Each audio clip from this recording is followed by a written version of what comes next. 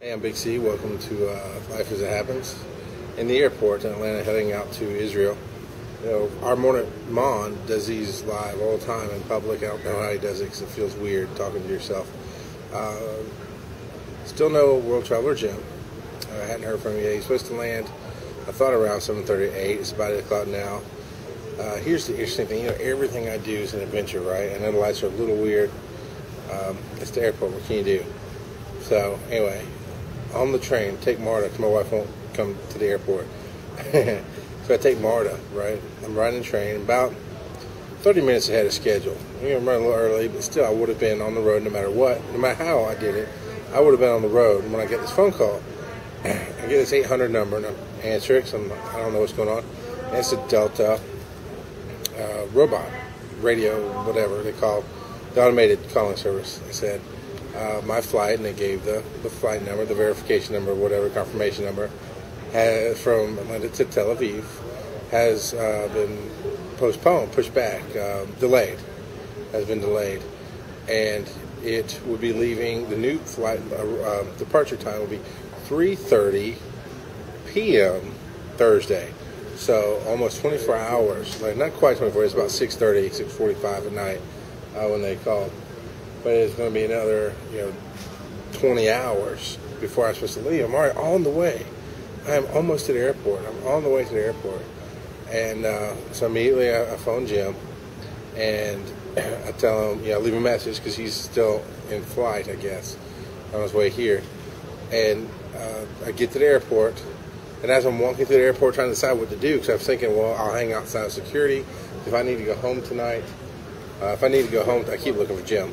If I have to go home tonight, then, I want to be able to leave easily. I don't want to have all my stuff. Or I didn't worry about my stuff so much, but I wanted not to have to go through security again. So I thought about I asked one of the Delta employees at a check-in desk. And I said, I got a phone call, an automated Delta phone call, saying that my flight to Israel was postponed. And so she types in the numbers and said, no, they're doing maintenance right now, which, they've been doing maintenance all night. I got you sitting on a chair. So trying to do the best I can.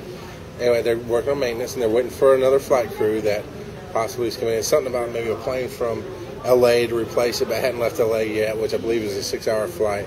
So everything right now it's not canceled. It's not pushed to tomorrow, because within 24 hours, that's canceled. That's not like a 4-hour delay, That's almost 20 hours later. So, no, everything's fine. So I verified that I could just check in, and they'd hold my bags for me. So, okay. So I checked in. I get an email from Orbitz, who the tickets were purchased through, saying the same thing. Your flight has been delayed. It's now leaving Thursday afternoon at 3 o'clock. I'm like, you know what? I won't go through security anyway. I've left a message with Jeff. So I go through security, and why is it? I always get the naked scanner, and then I have to be frisked. It's stupid. So, I got a naked scanner again. And I had to wait to be frisked. But, I wore, my wife's advice, I wore sandals today, and was able to go through pretty quickly. So anyway, I get all the way to my terminal, which is the furthest one out. And this is the cool terminal, the Terminal E in Hartsfield Airport. Every flight here is international. Just on my wing alone, there's Brazil, there's Manchester, there's of course Tel Aviv, where I'm going. I didn't catch where the other one was going. This is the fun terminal. This is where you really go places. So I'm looking for Jim, and so I hadn't heard from him. I checked the California flights. I don't know if he had a layover or what the deal was. So I don't know what flight he's on. I haven't heard from him yet, so I can only assume he hasn't landed yet. I was starving, so I came in and I checked at the desk. My ticket, even though it says, the flight has been delayed. When I did the self-check-in, even though I checked in last night, I wanted new information. So I did the self-check-in, and the desk, the self-check-in said, your flight's been delayed, here's new information. It did wait, popped up the same information, 10:15, 10:20, whatever, flight to Tel Aviv landing tomorrow. I was like, okay, that's not new, that's the same thing. And so I went and checked in. So I came up here. Same thing on my ticket, same thing on the board above the desk is we're leaving at 10:15, 10:20 tonight, whatever the normal time was. So I walk up, I said, you know, hey, I'm on this flight, and I got a phone call from the Delta robot and email from Orbit saying that this flight was bumped till tomorrow, 3 p.m. tomorrow afternoon is when it's supposed to be leaving. And she's like, no. She checks everything. Like, we haven't heard anything about that. We don't know anything about that at all. Everything's right on time. Everything's scheduled to be leaving. It's like, okay, well, what can you do with my seat? Because I was in the last seat in, you know, steerage, as Hugh says on the roadshow. I was in, and she said, oh, no, that won't do for you. Because she could see how tall it was. So I was able to get my seat bumped up to somewhere in the middle where I'd have a little more leg room, apparently. So that was cool. So I went to Arby's in the area here.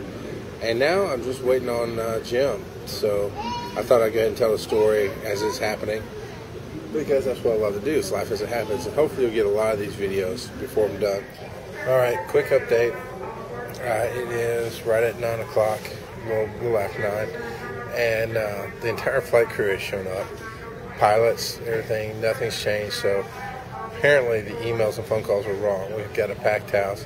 And I just got an email from Jim saying that his flight just landed, and big relief, because I'm like, we're supposed to board in 40 minutes, and I'm bored because I figured Jim will make his way to Israel and meet me if he has to. But he just got here, so hopefully I'll catch him on video if he comes around the corner, and I'll get all this put out, I don't know, tomorrow sometime.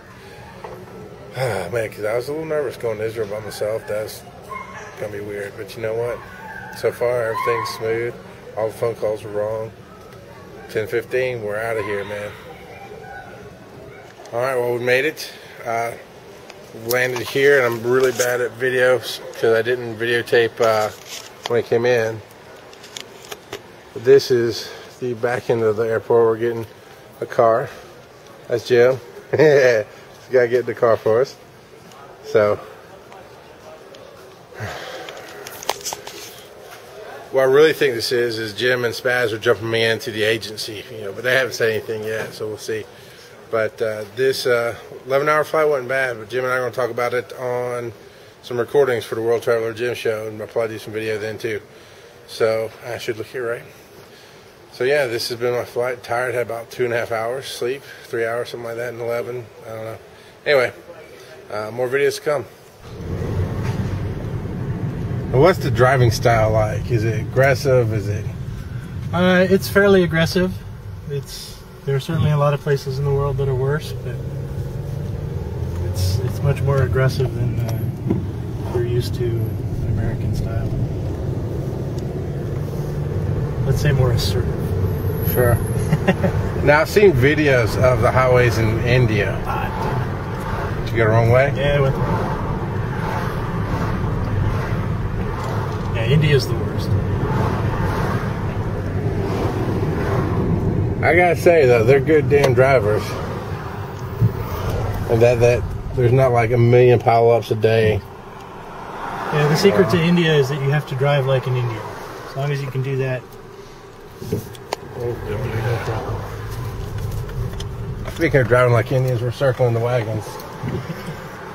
We gotta be cowboys, really, but Come on, you get the joke. Let's go. Let's go. You got it this way.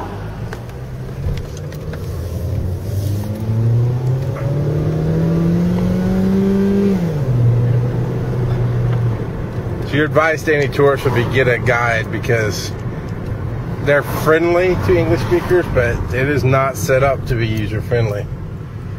Yeah? That is true. But you come to America, it's not like we have a translation of everything on every sign either. I'm not, we're not that user friendly either, so.